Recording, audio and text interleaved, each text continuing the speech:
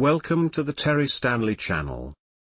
Today, I would like to introduce you to the story, The Olympian Hunters. Author, Child of Thanatos. Read by, Stanley. Chapter 1, First Impressions. Orion, what are you doing? My brother startled me as he seemingly appeared out of nowhere.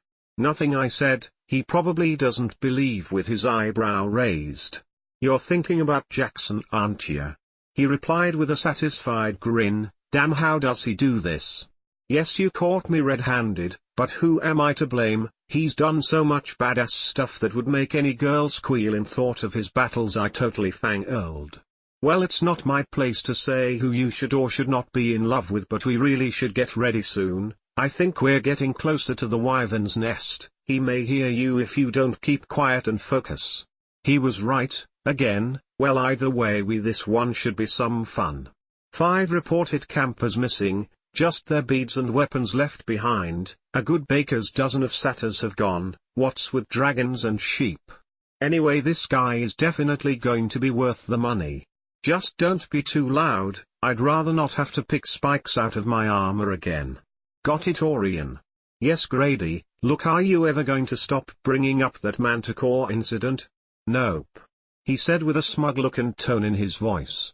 Listen, just get ready and make sure that you have everything so we can get this done with. 2 weeks is a little too long to track down a single wyvern. I nodded. He was right anyway. We needed to hurry up and get back to our main campsite before they get too lonely.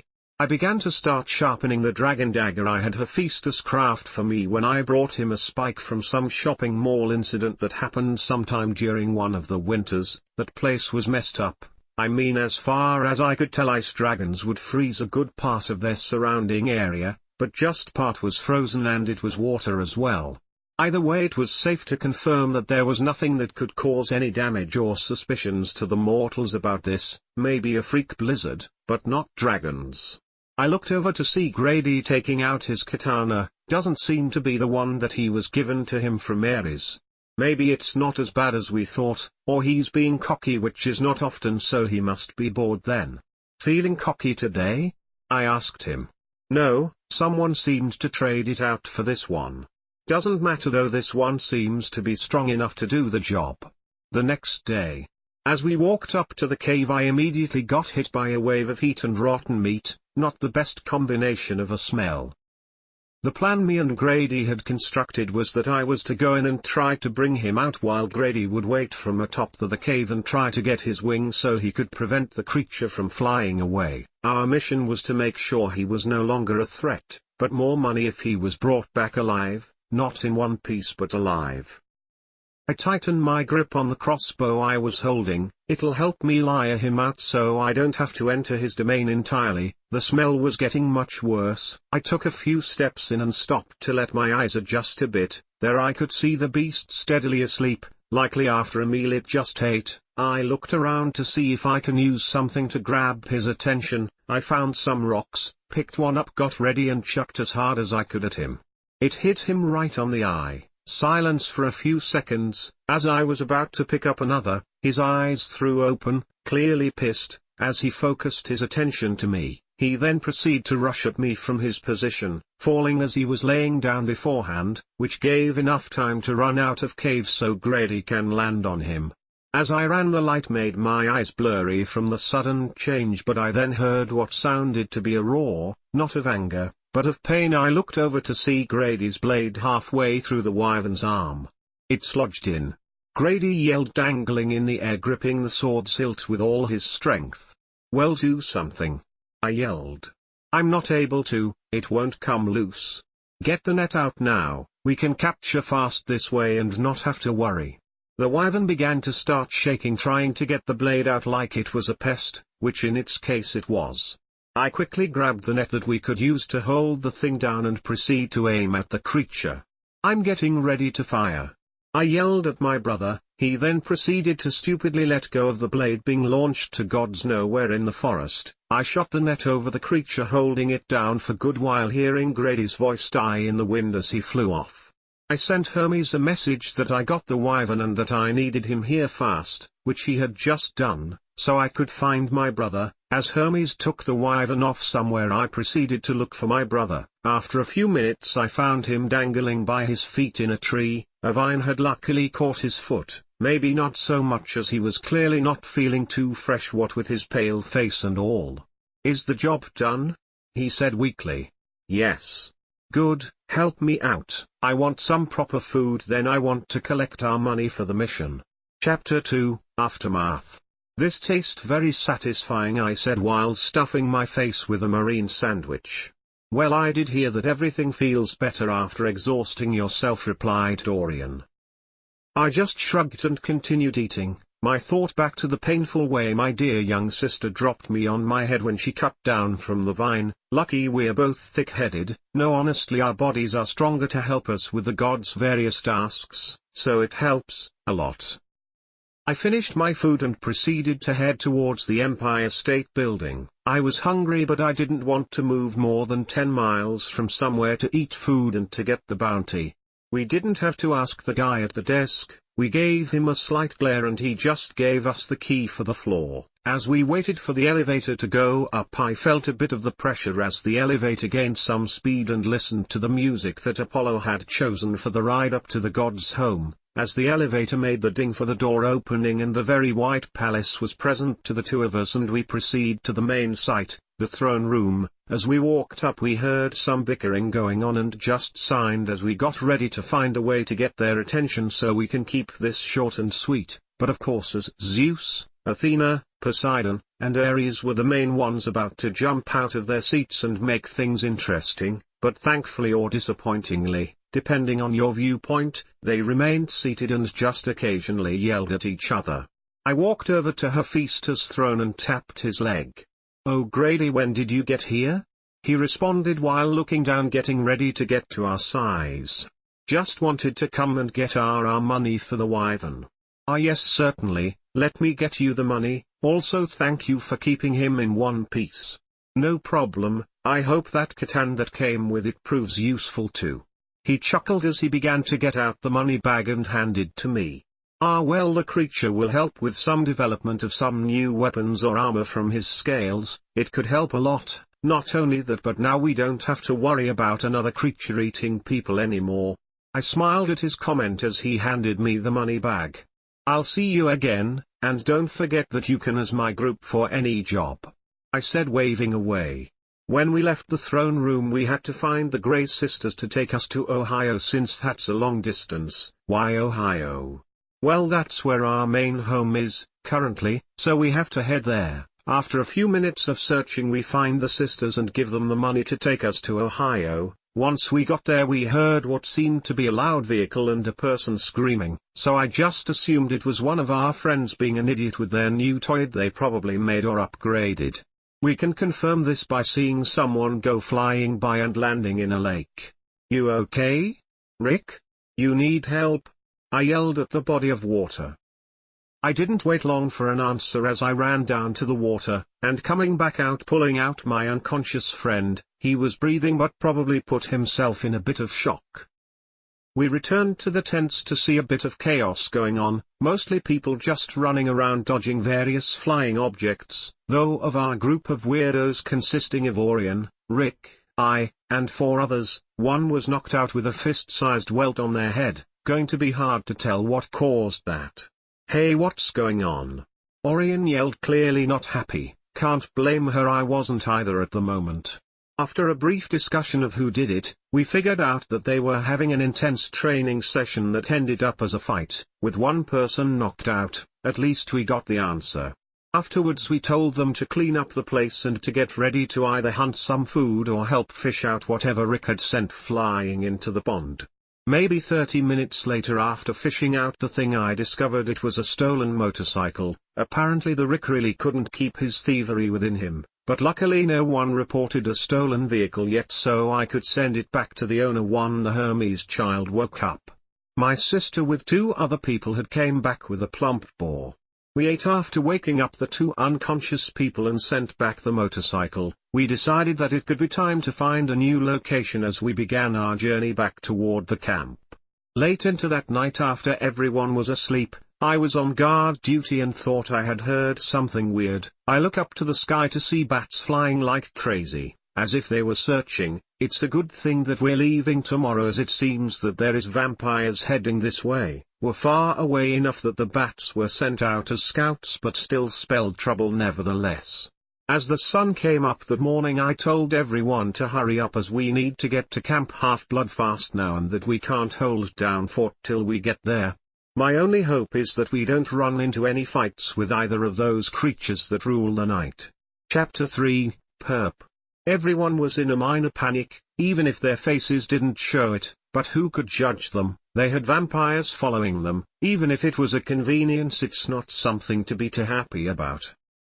Rick and Grady were off getting a car for everyone to be in. Grady went for 2 reasons: 1, so we don't have cops chasing us because Rick stole a car, and 2, because Grady gave Rick a black eye for taking his sword during our Wyvern mission. Orion and Amy were off getting road trip food. Amy came to the group about 2 years ago after she followed Orion and Grady as they had ran from a fight early in their career into an house in construction during the evening. She came in to see Grady with a broken leg with a giant gash and his armor to the side with giant holes in them just barely grazing his chest, with Orion just having a snapped wrist and some minor cuts. When she saw them, she was horrified, as well as the siblings, since someone followed them. As they were about to try to figure out how to deal with the random stranger followed them, but a cyclops bursted through the wall. The two attempted to grab something to use as a weapon but weren't able to last too long though. But what surprised them was when the stranger person had grabbed one of Orion arrows on the ground and stabbed the towering creature in the knee, then in the eye when he fell. Afterwards she began to heal Orion and her brother,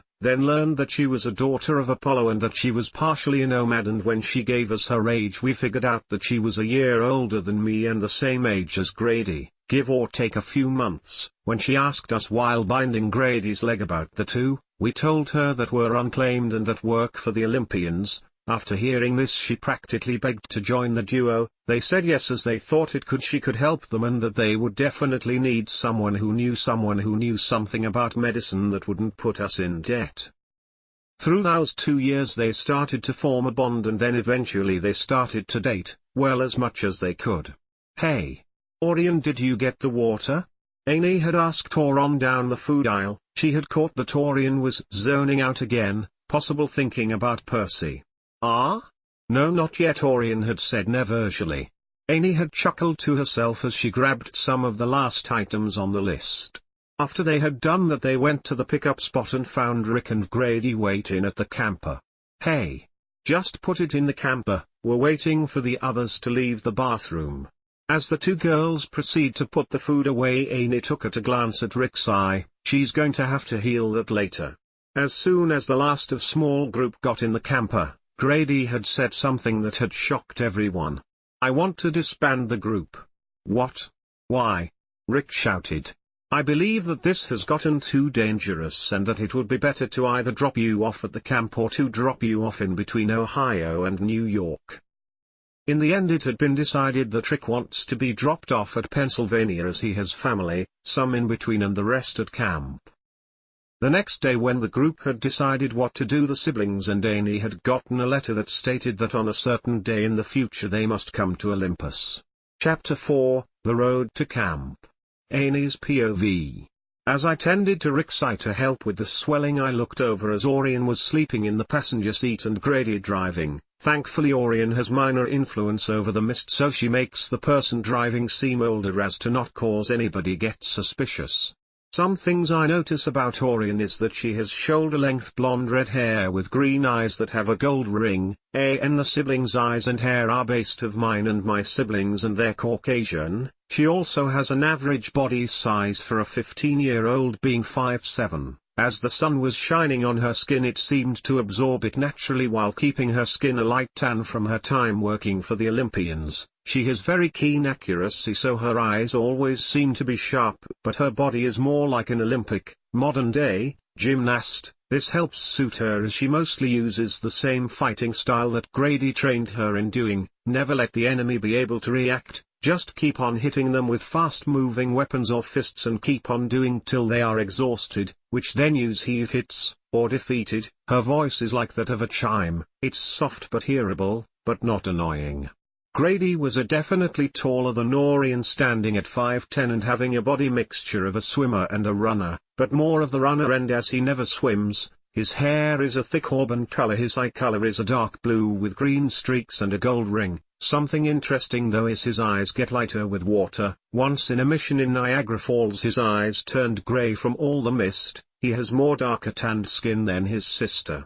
He likes to use speed for his advantage and will use any chance he sees in most battles, like when he threw a dagger in the air causing the enemy to look upward, then proceeded to rush them and wait till the dagger fell to stab him. His eyes are always on the lookout, collecting as much of the environment as he can. Even though he uses speed as advantage, he can easily take the hits and deal them out. He is not at all good with long-ranged things, preferring up close, but will use if needed.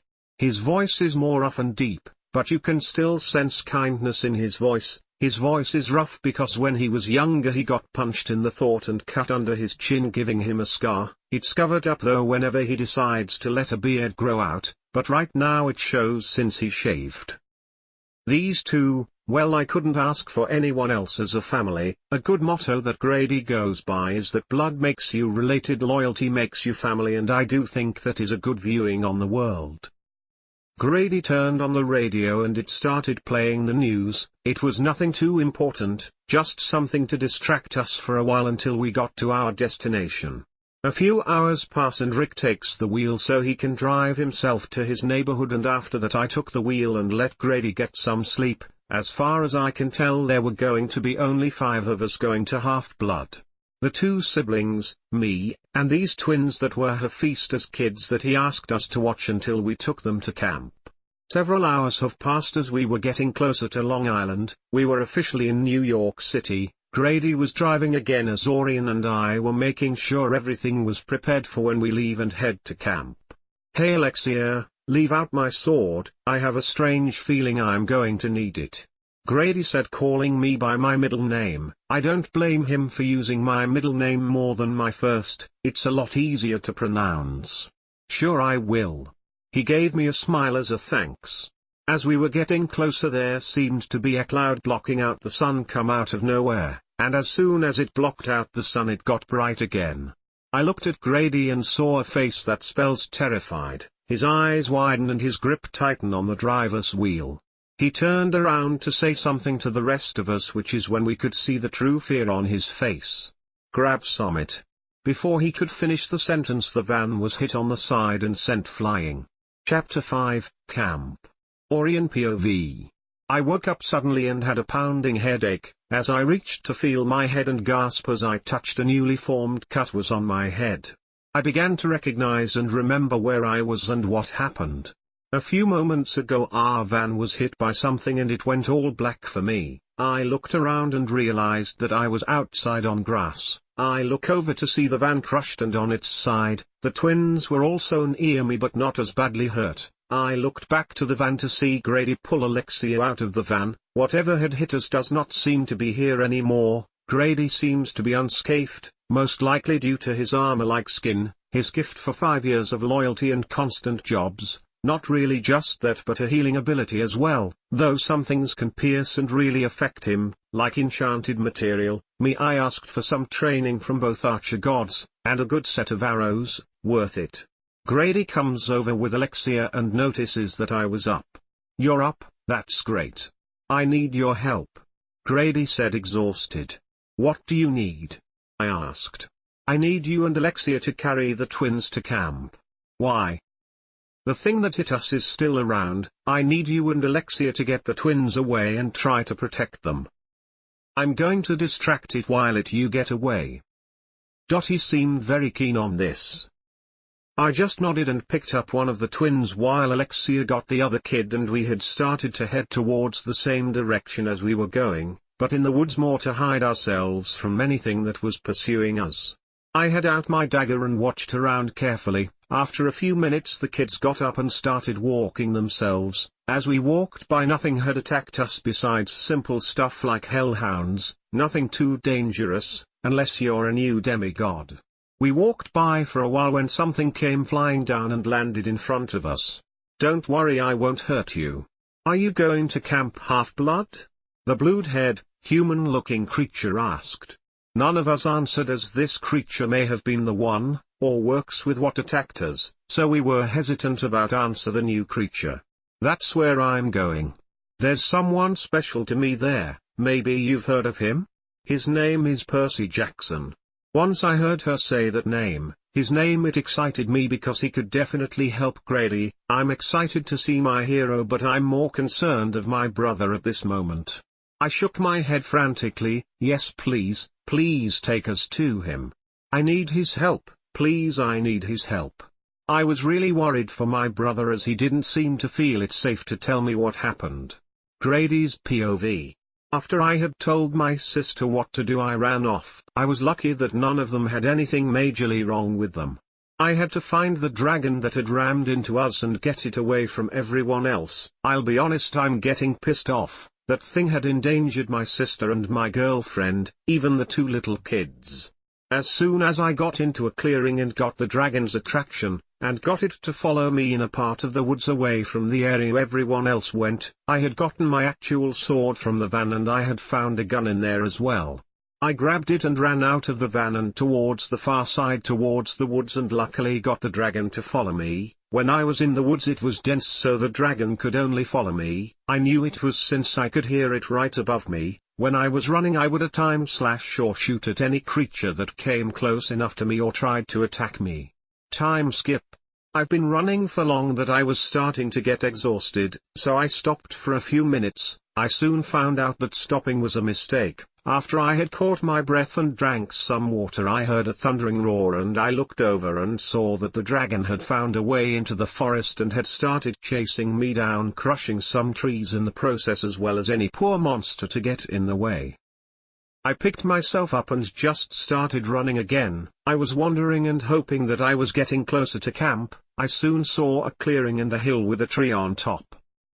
Finally I had gotten to Half-Blood Camp. I soon heard the dragon roar again, as it was clearly agitated. I soon heard what sounded like a horn as well. I turned to see the dragon very close and snap down at me. I dodged to the side. Afterwards the dragon attempted to take to the sky, but I grabbed onto the wing as soon as it happened. Third POV. After a horn was heard, many campers rushed from whatever they were doing and rushed to get things like weapons. Others had rushed to the hill to either get ready to fight or watch whatever was going to happen. To their surprise, all they saw was a giant dragon, more like a Welsh dragon than a draken, since no one ever really saw them though. To some of the campers they saw a person near the dragon dodging the creature. Some thought it was the camp hero Percy Jackson till they saw him in the back coming back from the cabins, so they all wonder who the kid is. Orion came up to see what was going on. She had just told Percy some of what was going on. As she came up to the hill she saw a dragon just take off to the sky. It looked like it was trying to shake something off of it while it was in the sky.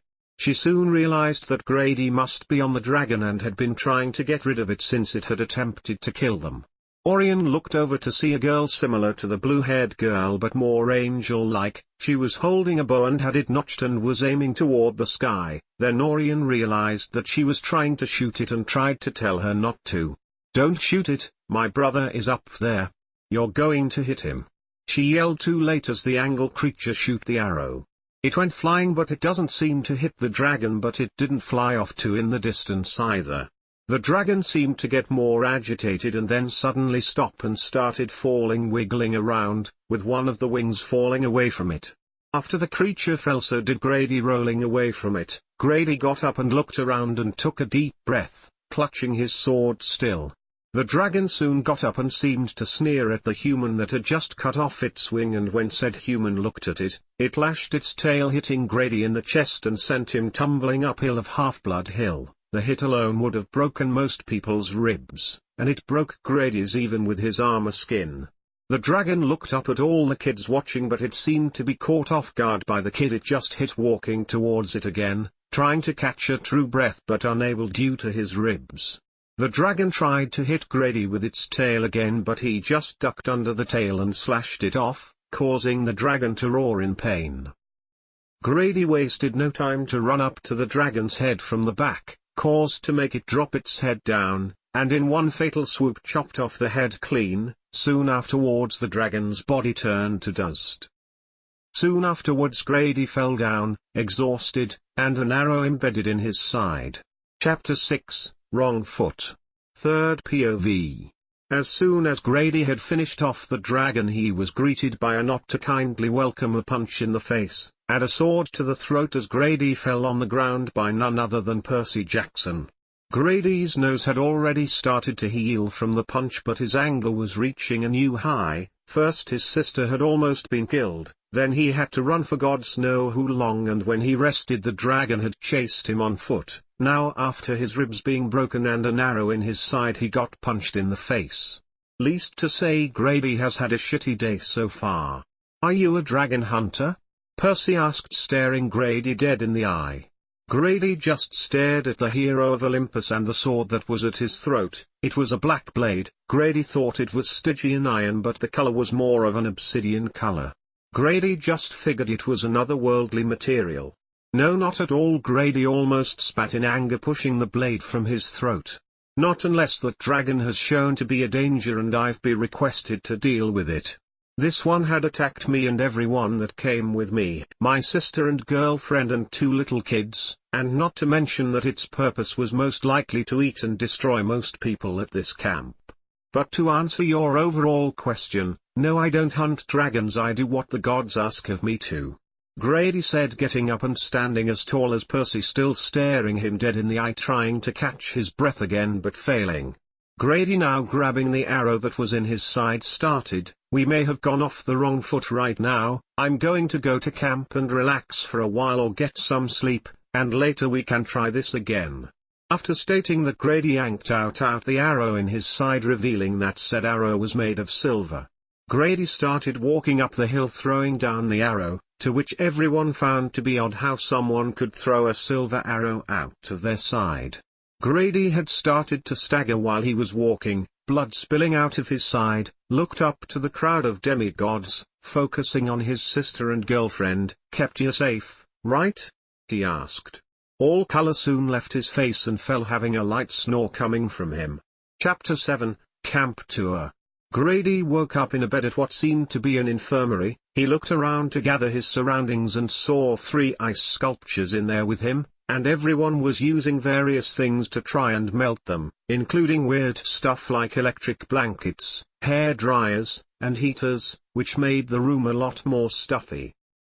Grady got up from the bed and began to stretch and look around his own personal surroundings. When his arm stretched in the air, he immediately grabbed his side from a sharp pain. He noticed that he had no shirt but a wrapping instead. It had red on there in the same area he had pulled out an arrow from. As he got up and put on his shoes and walked out to the pavilion, minding the kids running around from various directions, Grady headed to the biggest building there was to try and get some information. As Grady went up there, he noticed some things. 1. There was a guy in a wheelchair, obviously a disguise. 2. There was a god among them. And 3. Percy, Orion, and a few other people were standing amongst them. "Hey, how are you doing? I have some questions, first 2 being why I have a bleeding wound in my side still and why I don't have a shirt." As Grady said this, coming up and asked this, some people seemed to be taken back from him just walking up to the big house with a bleeding side. Chapter 8, Gala. Camp Tour. After everything had been settled down, the newest campers, Grady, Orion, and Alexia, had gotten accustomed to the camp. Alexia had been with the rest of the Apollo kids while the 2 siblings were with the Chiron in the big house, until after the gala is over with to determine their parents. He would have them with the Hermes children, but after the dragon incident he'd fear of what could happen to the children if they attempted to steal their things. While there, Orion was gaining popularity amongst most campers for her skills in many activities and her calming aura that she just has, but she has made it that she is not to be messed with nor to make fun of. Grady has definitely shown his skills, but most campers leave him be, which he is fine with, as it leaves him to be able to read and do various things without much bother, but he helps out in any way he can for any of the campers, and still hangs out with his girlfriend when he gets the chance to. Line break. Moments before the gala party, Grady was helping his sister getting on her dress. It was a simple blue with gold strings along the edges, Grady was wearing a simple black suit and a dark yellow tie to complement Alexia's yellow dress as she was going as Apollo invited her to come. When they came to Olympus they had just hanged out and talked. Orion had left and did her thing while Alexia hanged out with her siblings that had came to the gala while Grady just stood around and talked with other people and just chilled. Once the party had begun to end many people had left while few had stayed. The people who stayed were either by their parents' throne or if hunters, they stood by Artemis' throne. Grady and Orion had sat by the hearth with Hestia as they were unclaimed. Midway through the discussion that the gods were having about their victory of the Second Titan War, everyone stopped and looked at the two siblings. When they looked around they noticed that they had something glowing above their heads. Chapter 9, Olympus. Grady's POV. After Aurora and I were claimed things were still the same, but with all the attention on the two of us, and felt like for me especially. It actually makes more sense now seeing as how I've been caught by vines multiple times while falling out of the sky.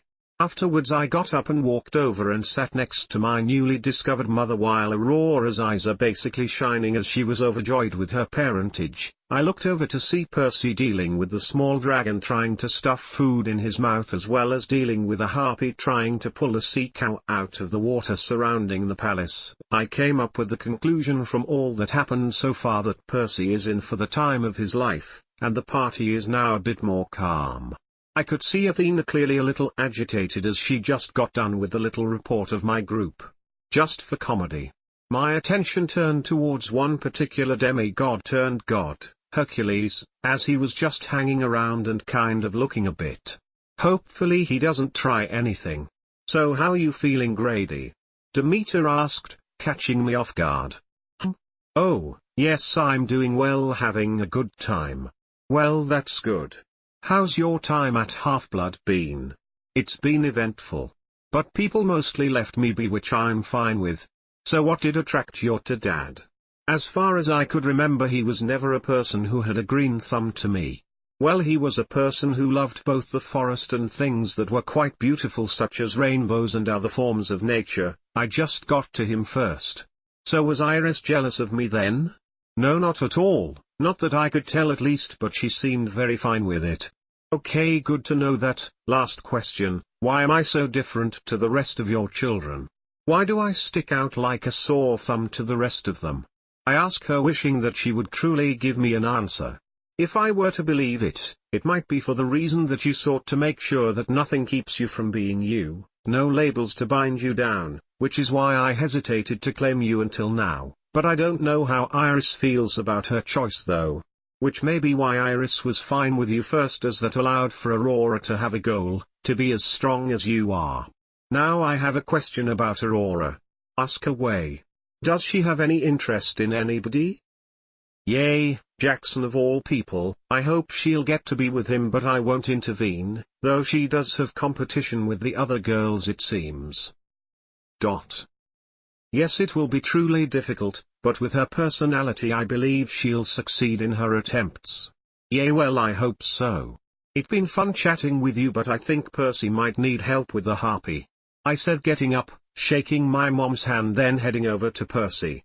I head over to Percy and over him some help which he gradually wanted as he was dealing with the little dragon pushing food towards his mouth again. I took Bessie's front fins and tried to pull it away from the young harpy, which proved harder than originally intended, but after a while with Percy pulling harpy I learned whose name was Kai away, but she would not give up the sea creature as if her life intended on it, but she finally let go, but after seeing Aurora's bright eyes then went to inspect them like a moth to a flame.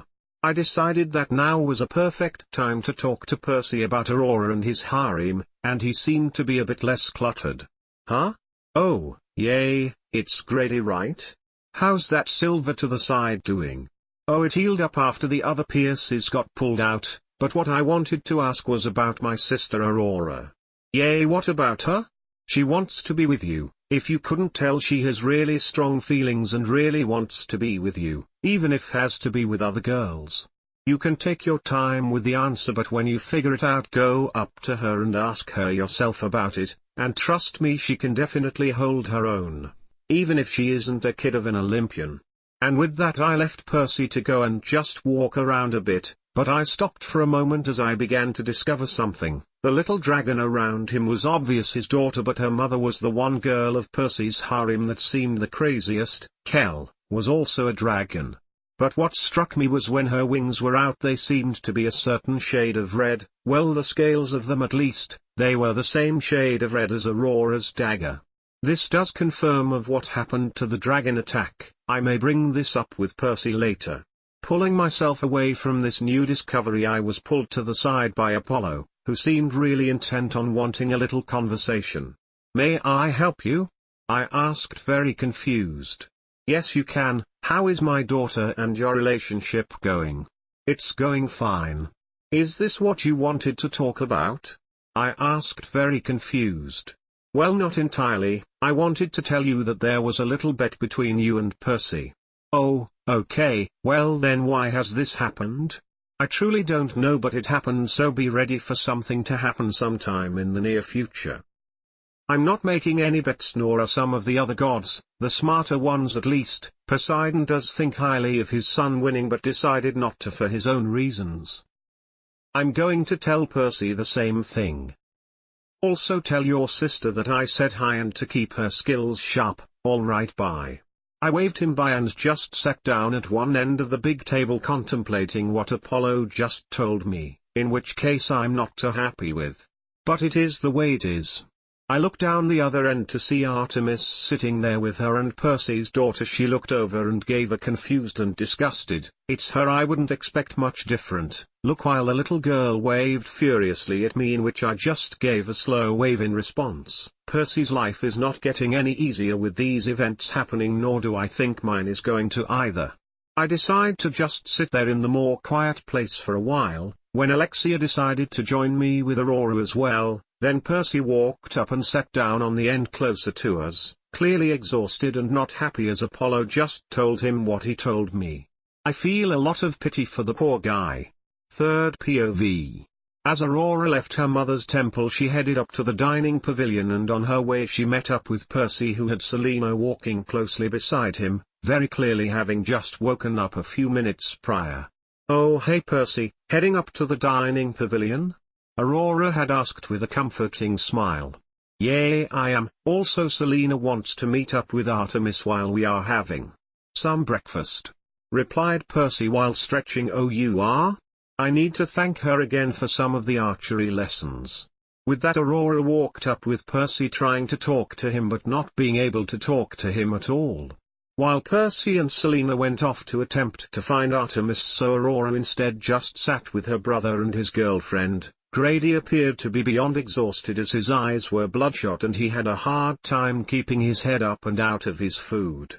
Alexia, on the other hand, was the complete opposite, being very awake and happily enjoying the eggs and bacon. "Why so drowsy, Grady?" Aurora had asked. "Well, I opened the window of my room as it was extremely hot in there, but the window was facing toward the rest of the temples, so I heard all of music playing by Apollo, so I'm running on less than a few hours of sleep." Though with Alexia right now, she had plenty of sleep apparently. Grady replied sluggishly. "Well then, Alexia? Who have you been so far?" "I've been good, I'm enjoying my time here. It's very live." Alexia was interrupted by Grady smacking his head against the table, then springing back up, eyes wide in I'm good here should. "As I was saying," Alexia continued, "things here are very lively and entertaining, also interesting to see that Percy has a harem. Never thought that he'll get one, especially with Artemis in it. I wonder how the rest of the hunters feel about it. Not happy, if I might say," was all Aurora responded with. Zeus had come to the front of the pavilion, seeming to have a speech or statement to say. "While our representatives only should be here the first and final day, we wish for you to stay an additional day. You'll be provided transport back to camp the next day. There are some final things that are needed to be said towards the evening. Thank you and have fun." And with that, Zeus left for the time being. Time skip, a few hours. Aurora was walking through the town after talking with Artemis for a bit and getting some more arrows. On her way, she thinking about wanting to dye her hair to a rainbow style more. As she was walking through, she saw a couple of people under a tree. She at first thought it was Percy and Annabeth, but as she walked up, it was Alexia reading with Grady asleep beside her while she was reading. Aurora couldn't help but smile. I hope that I can get that kind of relationship, preferably with Percy, she thought to herself. She decided not to bother the two on the warm afternoon. She decided to find Percy to tell him that she does in fact like him, whether or not people were there. After searching, she found him by a water fountain with most of the rest of the harem by him. She built up her courage and walked up to Percy and asked him if they could talk, her face bright red. "Sure, what is it?" Percy asked, following her. "I wish to be with you, even if I'm going to be competing against the other girls," Aurora told in a more quiet tone as so no one but Percy can hear her. "Give me some time about it, I'll answer you very soon with my answer," Percy told, then left and sat back at the fountain talking to Annabeth. Aurora left her spot and sat with her brother and Alexia, feeling very happy with herself. Third POV. As Grady, Aurora, and Alexia were waiting for the Grey sisters to come back from some of their other delivers, they decided to go around and finalize some things before they left for a while. Aurora went to Apollo's little shop, mostly to see what things he had in there, and seemingly got lost in there. Alexia and Grady were just sitting at a small cafe waiting for Aurora to get back. "So what do you think as Demeter being your mother?" Alexia asked, breaking the silence. "It's just that, she's my mother," Grady replied while sipping his drink. "What is taking Aurora so long? The Grey sisters are going to be here soon. I'm going to get her real fast," Grady said, putting down cash for the drinks, then leaving to find his sister. After a long mess of Grady and Aurora leaving the shop, they got back to camp and started dropping their stuff off before attending camp activities. Grady went to do some sword training with his personal sword, Alexia went to help people out in the medical bay, and Aurora did some archery training. Grady soon left the sword arena as people started to crowd the area and were kind of annoying him with many things there, mostly them wanting to take his sword or fight him, both of which he was not into, so he left the arena and just sat under a tree and pulled out a journal from a bag he had. Antia, Percy's vampire sister, left the Poseidon cabin as the sun wasn't as high so she could come out without being sick, started to walk around the campsite, possible looking for Percy to drink some blood, halted in her tracks when she saw Aurora's older brother, Grady. Curious, she went over to him. "Hey, what's going on with you?" Antia startled Grady by sneaking up and asking. "Gah. Please don't do that," Grady replied, unsettled. Antia laughed while saying, "I'm asking what you're doing." "Well, I'm just reviewing some notes that I took, just material of all kinds of creatures that I've got a bit of information on to help out. In fact, could you help me? I know you're a vampire, so it could help with some things and other creatures as well." Sure, why not, could help out a lot in fact." At the medical bay, Alexia realized she had a lot of work to do in the medical bay as, save a small handful, most of the people in there didn't know what they were doing as doctors at all. She had begun to get ready to leave until her brother, Will, stopped her asking for her to stay and help. She had no choice to help though, as it was entertaining to be able to help out. Archery field. Aurora was putting many people to shame at the archery place with her skills. Many people believed she was an huntress with her skills. They were half right though, since she did get training from her but was not a huntress. She left a bit afterwards to find other activities that she could find interest in. She walked towards the big house where a red-haired girl with green paint on her is sitting there with an art canvas, painting it furiously while just throwing paint all over it as well. This alone got Aurora's attention to come over and have a conversation with her just to get her story and relation, as she doesn't seem to be a demigod. Third POV. Grady left his apartment complex to look around the city a bit more after getting their new home, all thanks to Alexia for finding it. He headed down toward a phone booth, thankful they still kept most of them around, as most people tend to, no one uses them anymore. He looked through the orange book and found a number he was looking for. He dialed the number after entering the coins. "Hello? Is this the Jackson estate?" "Yes, could you leave a message for me? I would like to speak to Percy and possibly both Artemis and Kel with him." "Yes, thank you." "Oh. Tell them that it's from Grady and to meet me at Possible Little Italy Pizza.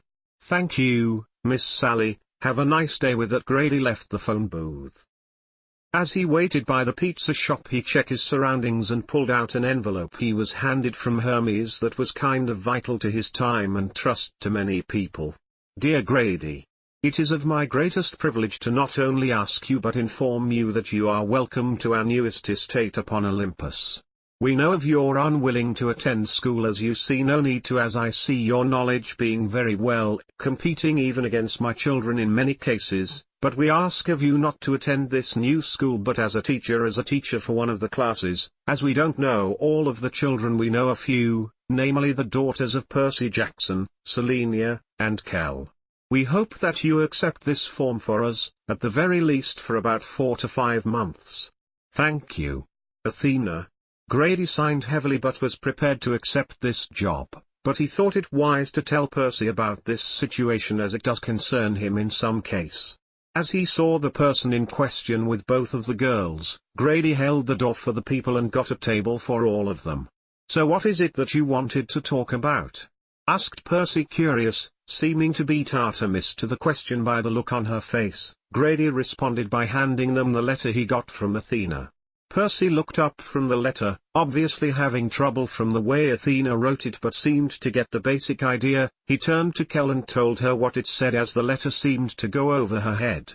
Aurora heard knocking at the door, taking herself away from her horrible science homework, and answered the door. When she answered the door, she found Alenia the very human phoenix and joined with Light the angel. Aurora invite them in while quickly putting her homework away. Alenia looked around a bit and had really buggy eyes at the kitchen. Aurora looked over and saw the little chaos in there. Oh. Sorry about that. Grady had made a few meals for me and Alexia before he left for a new job. And there was also an incident I had with a monster and dealt with it, a little annoying blood-sucking creature, not too much of a bother though. While Alenia was listening to Aurora's story, Light saw a couple journals on the table. One had notes taken by Aurora for school, the other was leather-bound journal. She opened it up and flipped through it, greatly interested by the contents of it, the pictures of various creatures, mythical and in the mortal realm. Where is this journal from? It is so interesting and has so much information within it. Light asked, holding the journal. That? Oh, that's Grady's journal. He keeps it with him to help with most cases and scenarios. It's helped out in many situations. By the way, how did you guys find this place? Alenia answered, oh, found you in the address book by the phone booth. Also you live like a floor under Percy's apartment as well. Oh, well that is, well, convenient enough. Grady walked into his classroom, looked around at his new students he'll be teaching for the next few months. He took a deep breath, pushed away his pounding heart, and looked to his various students.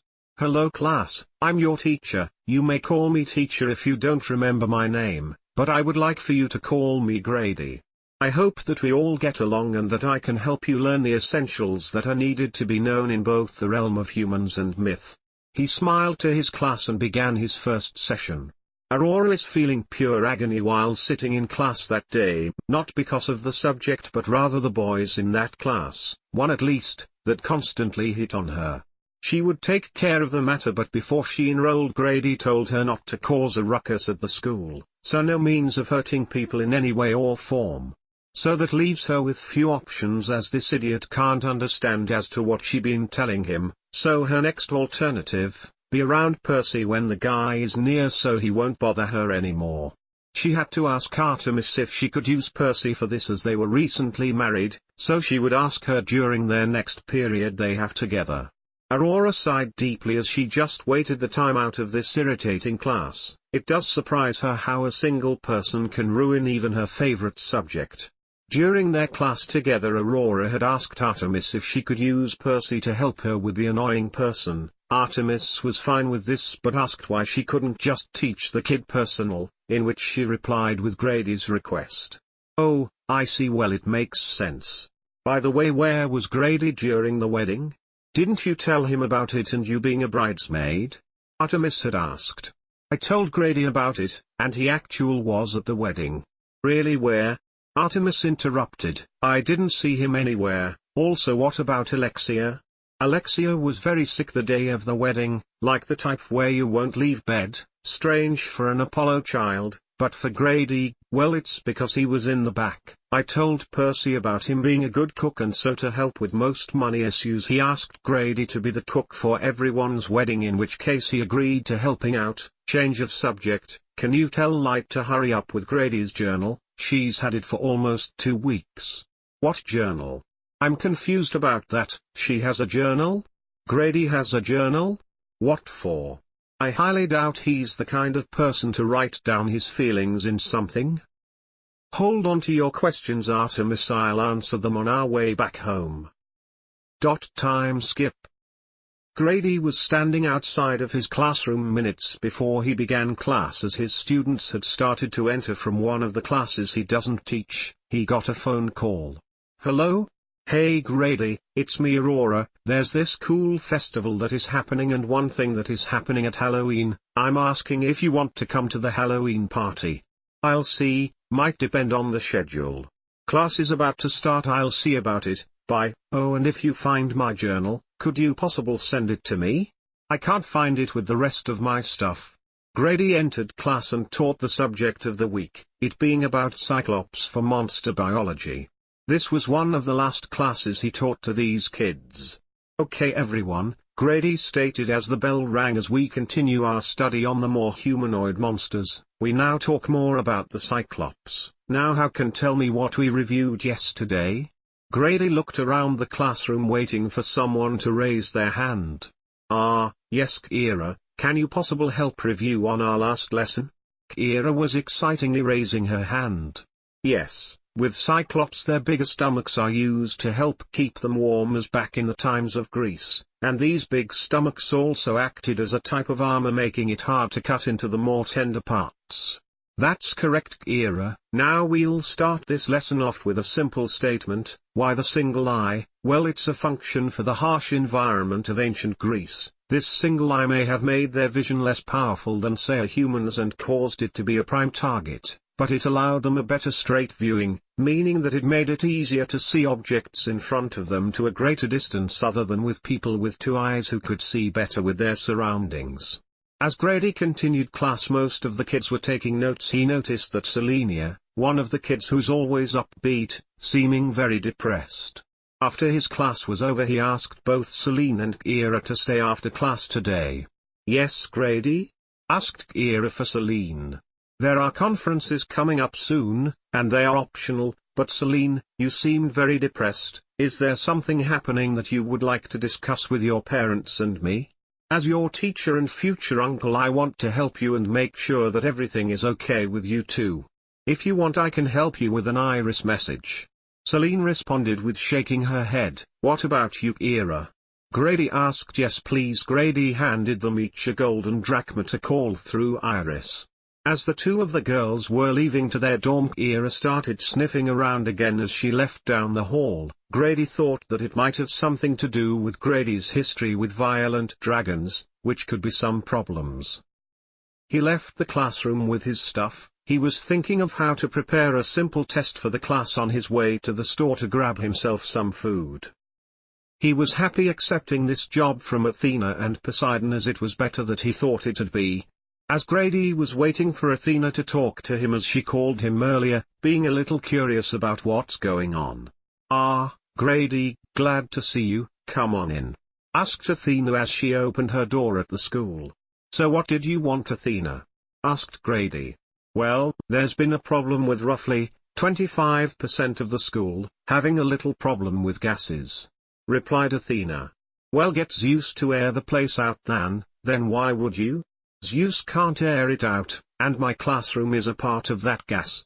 Yep, you have it correct Grady, so I'll see you sometime in November. Don't worry, you'll still get paid for it for the time being. Bye. Grady said his goodbyes as he left the school and saw other teachers start to leave as well, possibly ones whose rooms were similar to him, on his way to the elevator down to NYC. Time skip. Aurora. As Aurora got up at an ungodly hour during the middle of the week, she was a little frustrated to have to answer the door, leaving Alexia to get her sleep as she got back from her night shift from work, her only way to fit in both school and work. Aurora answered the door. "What? Who is it?" she asked, clearly frustrated. "Well, it seems that I caught you at a very bad time, sis," replied the person at the door. Aurora rubbed her eyes and looked up and felt a little bad for being very crappy to Grady, who was standing right outside the door. "Oh, crap. Hey Grady, what are you doing here?" Aurora stated quickly. "Well, my classroom and many others, even some dorms, have a problem that is being solved, so I got sent back here for a while." "Can I come in?" replied Grady, in which Aurora moved out of the way to let him in. As Grady dropped his stuff near the table, he stretched and stated to Aurora, "Well, you're very tired and I can get some sleep, so I'm going to head to bed, and perhaps you should get some extra sleep as well. Night, sis." And he headed to the room him and Alexia shared and went to bed, as did Aurora, wanting to get at least another hour or two of sleep in. Another time skip. Sometime around an hour before Aurora gets ready for school, she got up for the day, finally. She got up and got herself ready for the day and ate breakfast and collected her stuff. She waited for Alexia to get up as well. She takes less time to get ready, so she sleeps in a bit more. And as soon as she left the room, she looked a little confused, and before she even asked anything, Aurora stated, "I'll explain on the way to school. I don't even know the full details yet either though." And leaving it at that, they grabbed their stuff and left to do school that day.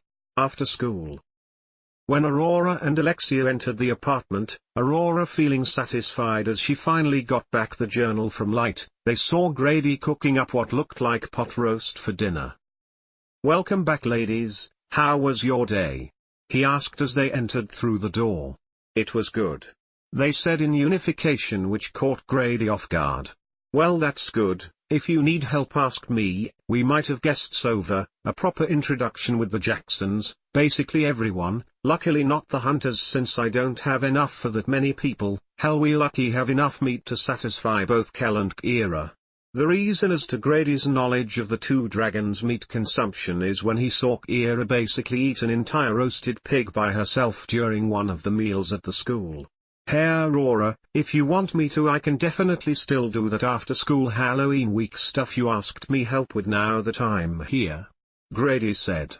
"Okay then, that's going to be helpful. Speaking of helping, can you please help me understand this science crap?"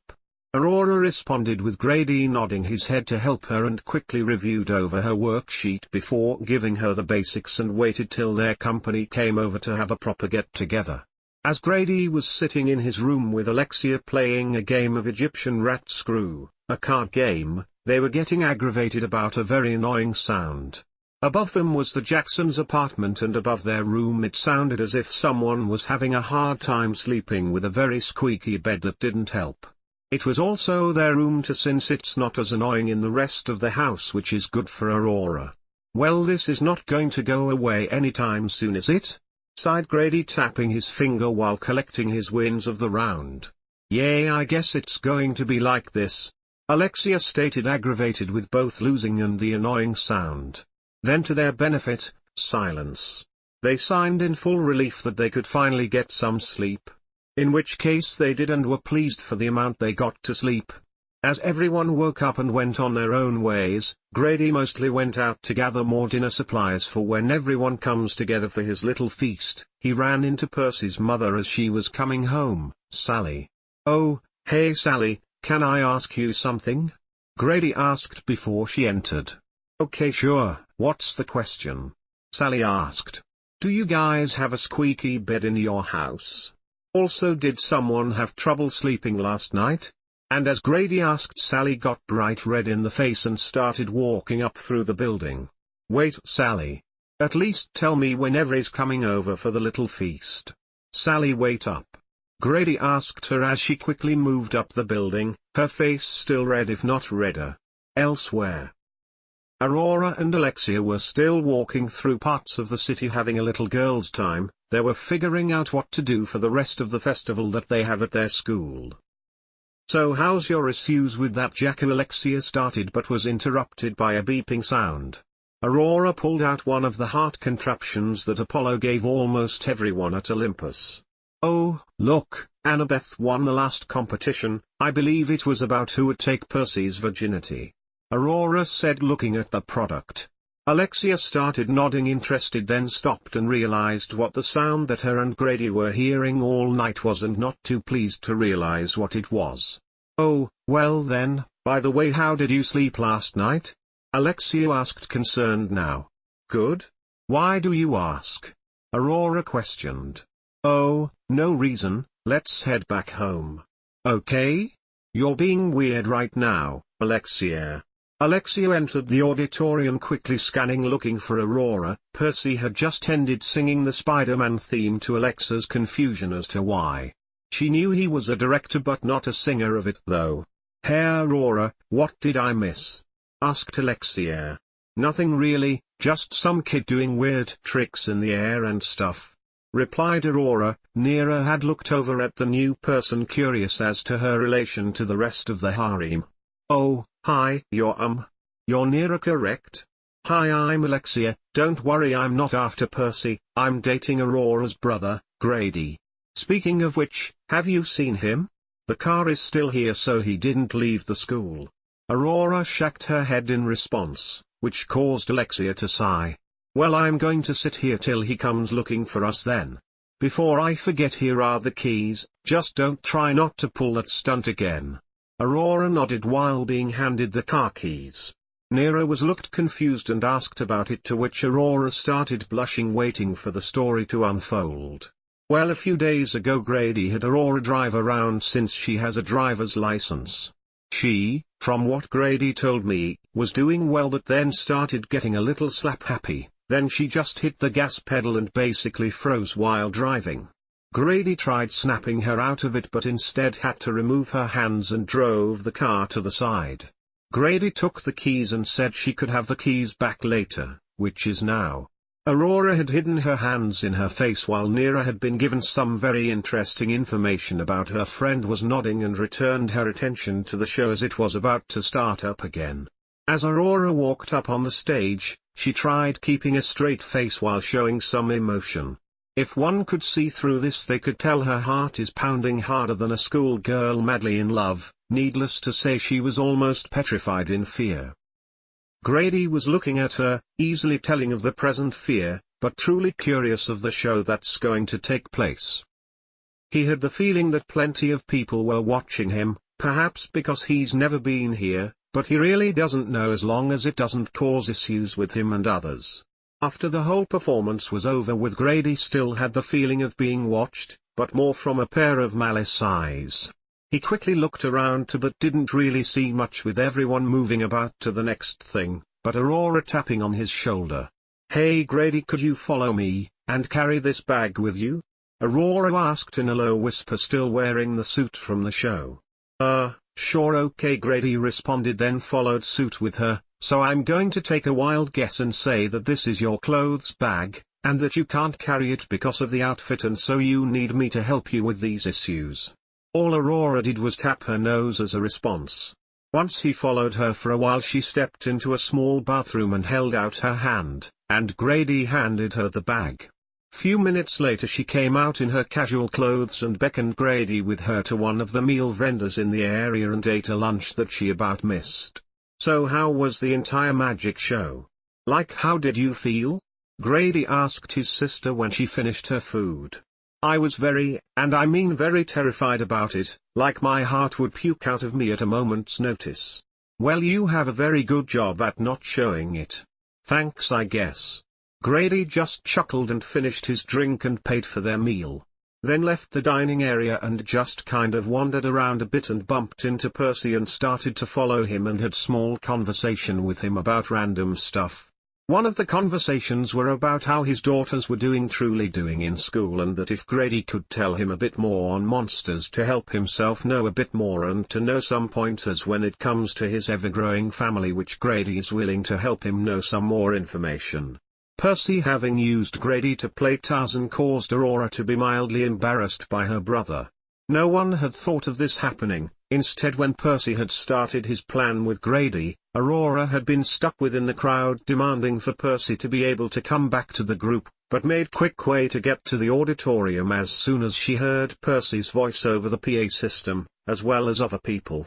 While Aurora was embarrassed by what Grady did, Alexia was very indifferent about it. In fact, she seemed to be interested about the entire situation, especially seeing her father singing goofy songs. After the songs were finished, the school board was coming in clearly pissed off, even more so than the other day when Kira accidentally said that Percy was her father. They attempted to worm their way through to get to Percy, and everyone else that was there as well, to chew them out. They walked up to them and started to give each of a piece of their mind. Grady saw this and attempted to sneak away from the growing mess, but was caught before he could even attempted to go. He was called out.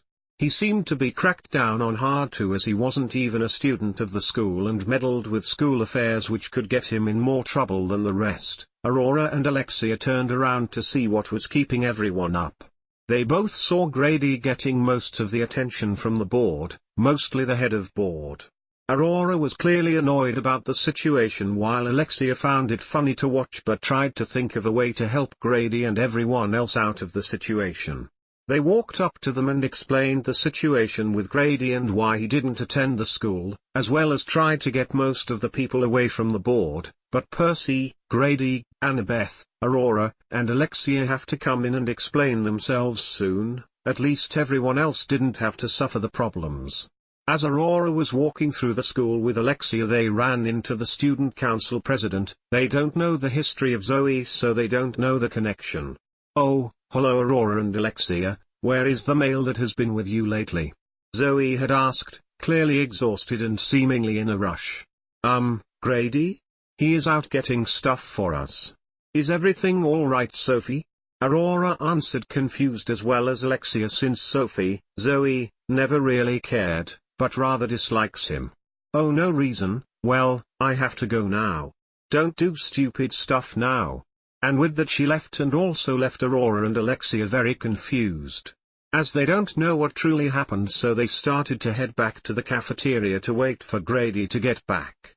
While at the party, Aurora finally got to interact with Percy by dancing with him, and she had fainted from this, bringing down Kel with her, for reasons that some people don't know why.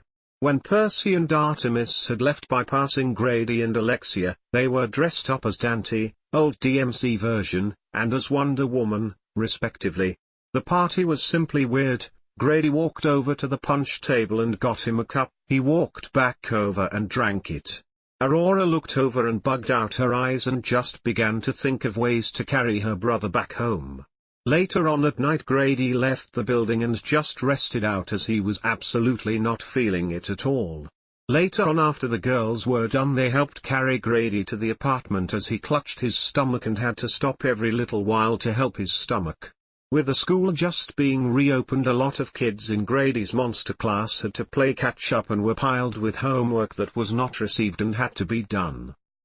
Needless to say, the kids were exhausted as Grady was grading a bunch of homework that was just piled up. Aurora and Alexa were still the same, only now Aurora was a waitress at Percy's restaurant. And Alexa was now a member of the student council, something she didn't even know how it happened. Things remained the same with less monster attacks as the only noticeable change, also that Percy is now a god, and when they get a larger home he invited Grady and Alexa to be their neighbors on Earth after he marries Aurora, which they accepted. As Grady's class started, he prepared a test. Everyone immediately groaned or hit their desks with their face, even Kira, who was at the top of the class. The test was fairly simple, but after grading it, there were many C's and only a handful of B's. Perhaps I should scrape it and just restart with a new topic, Grady thought to himself after grading the final E test and marking an F on it. The next day Grady started the class, calming that they are no longer doing humanoid monsters and going to aquatic creatures now, and started with everyone's favorite, the Kraken. Back on Earth, Aurora was just leaving work and waited to get picked up by Alexia. While waiting, her own mother paid her a visit to see what all was happening. Aurora looked around to make sure that no one suspicious was watching and began talking to her mother about all the situations that was happening and how that she is having a great time all together. Aurora quickly had to end the conversation with her mother as Alexa pulled up and her mother was asking too personal of questions now and she wanted to avoid the embarrassment. As the two girls got home they were cat-whistled by some clearly drunk people but went on their way, and as they got home received a letter from Grady just checking up on them and noting that he figured out to use some of his Demeter powers recently. He ended with him asking for them to come to Olympus soon as the council wants to have a conversation with them and with Percy and his harem members, that also involves Thalia. As Aurora was humming happily to herself, Alexia simply looked in confusion as she was helping Light with her homework, as she decided that it would be better to avoid the dragons as they first come here. Grady was messing with the leftover food from the staff holiday to make dinner, happy for his sister that she is going to be married soon enough. During the next day they were all cautious around the dragons, as they don't want to be the cause for New York becoming a wasteland. They gave the respects needed for the Queen and her daughters during the wedding, right before they got drunk as hell, which was a particular problem due to the Kell's grandmother as she was constantly hitting on a lot of people. Doxish walked over to where Aurora, Grady and Alexia were all sitting and sat down with them to converse and, "So, Hiku boy, you are my granddaughter teacher?" "Yes, one of them, ma'am," Grady said while trying his absolute best to show respect. She began to talk then just smiled largely, which creeped out the hunters. She did a quick sniff. "So, you are dragon killers? Well, whatever, less of those beasts to deal with," she said in a cheerful voice. She then got a little serious. "Well, if you at all decide to harm my granddaughter or anyone in any form, I will have you wish that your death is more swift and merciful than my own most merciful form." Why, she then got up after saying that threat and smiled to go back to her own family. Needless to say that small group was frightened beyond belief. As the night went on after the initially marriage to where everyone was sawing to the romance of Percy, they all couldn't wait to dance with him next. After the mortal portion was done and the demigods with their parents if they wished to stay as A+1 had their own separate party the ways of Olympians would, only much shorter. Everyone was having a very good time though many of the dark dragons were passed out or blacked out and were carefully carried to their rooms and given medicine for the following morning.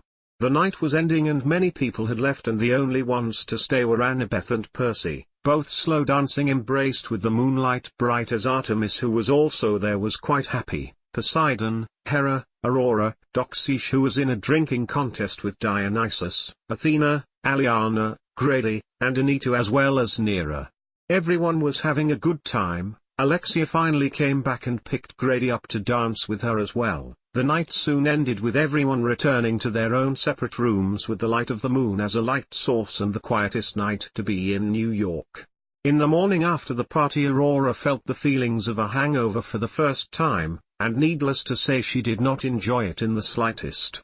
Grady was down making some eggs for whoever was left before they did leave themselves as he was waiting for his sister. A lot of people seemed to enjoy it but that may be a factor of the party taking in place, but he's happy to help either way. Thankfully it had seemed as most of the dragons had left so it would make some cases easier, but not all the gods. Dionysus had the look of defeat. To think a god of alcohol would be beat by a dragon queen is a little surprising to think of. One of the dragons that did stay behind for a bit had asked Grady some questions about his relation to Percy and all of that, in which Grady answered believing this to be information given to Doxish so she knows who to trust and for generally information, a strategy that Athena would like in fact. Even with the headache from her hangover, Aurora was able to tough it through and went to work despite the pain. Alexia didn't seem sick or anything, possibly due to Apollo realm over sickness given her a stronger immunity to stuff like that. So she went to work fine as she usually is. For the grader he had prepared a test over some of the aquatic creatures he had started teaching, but he was also writing down notes on his journal about his encounters with most of the dark dragons, and some pages fully dedicated to Doxy, she seemed to be that vital to know about. Thankfully she did blabber a lot while drunk, so there was a lot of information to have, such as her extremely high tolerance to most alcohol, but one of her favorites being old Greek wine, which she won a lot of after her competition with Dionysus. This could be a good bargaining tool if one is ever needed. From Percy's old apartment, Grady had noticed some nice-looking flowers there once and had used his mother's powers to attempt to see what he can do. He was able to have one of them drop a seed to them, and he planted it in a pot to carry around and could actually tell that they were from the island of Ogygia. Much to Grady's surprise, this meant that Calypso might still be stuck there, as the plants have a hard time moving without someone to give them being careful with them. But this did prove something to Grady about how he can naturally change the aspects of plant without harm, such as making them grow faster, and can tell where the plant's origin are from as well. Aurora was watching some movies during her weekend and some time off, around when Alexia had come home from her daily jog. "Hey, you're finally back," stated Aurora. "Yeah? And what did you do?" replied Alexia in a fun mocking way. "Well, I enjoyed the art of movies, of course." Alexia huffed and went towards the bathroom to change after her hike as Aurora got up to start making her and Alexia something to eat for after the hike. A knock had come inside to hang out with the girls. She had kind of became friends with them during school and other activities as well. When she was there she had done some activities with the girls, mainly watched movies with Aurora, as she hasn't ever really seen movies much. The flower that Grady tested his powers on was large, as it had been growing a lot since he left back to Olympus, but it did provide nice light at the night for them. But his powers have also seemed to cause a lot of vines to grow on the side of the apartment they are currently in, which is a problem as they don't seem to want to come off the sides. In Olympus, Grady had started teaching about confusions and misconceptions about particular myths, one of which are the sirens, as due to media many students considered them to be evil mermaids, when they are actually very similar to harpies, being women heads on birds' bodies. But yes, they had used their voice and mist to confuse men to crash their ships, where they would kill them and possibly eat them as well. Many of the students were stunned to hear of this. Some had seemed to be sick when they heard of the eating part. But a small few had looked as if they already knew about this, including the Jackson sisters, who knew this. Not much of a surprise, but still a notable fact. Grady ended the school day with having the kids go and ask permission and have something signed for them to go on a trip for some extra study of some safer monsters. Of course, he had already had Artemis agree to have a small amount of her hunters stand by as guards in the case of an attack, but otherwise it should be safe, especially since Grady knows how to handle the creatures as well. During the trip they were studying some of the mythical creatures that were protected in the area. The trip was consistent of Grady, his class, and two of Artemis's strongest hunters. They were there to study and not interact in any form. The hunters were there in case they had been attacked. They studied and watched a herd of Hippolectrion, a creature of a horse in the rear and a rooster in the front. They were just minding their business as the students took notes about their appearance. A chimera had come out of the foliage on the hunt, and this caught the kids' attention to take notes of predator and prey interactions, as the chimera pounced at the Hippolectrion, which noticed it and reared up and hit it with its forearms. As the rest of the herd ran off, the chimera took down the Hippolectrion it first attacked, and started to eat it where it attacked.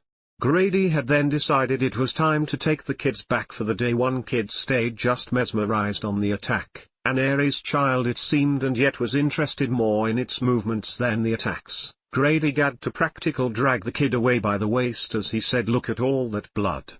Once the kids had begun to travel to their original classroom, Grady had thanked the hunters as they left, and they replied with a glare but smirk as if it was funny. It was interesting story for the kids to tell their parents as they returned from the trip in all their amusement and talked about how much they had learned that day.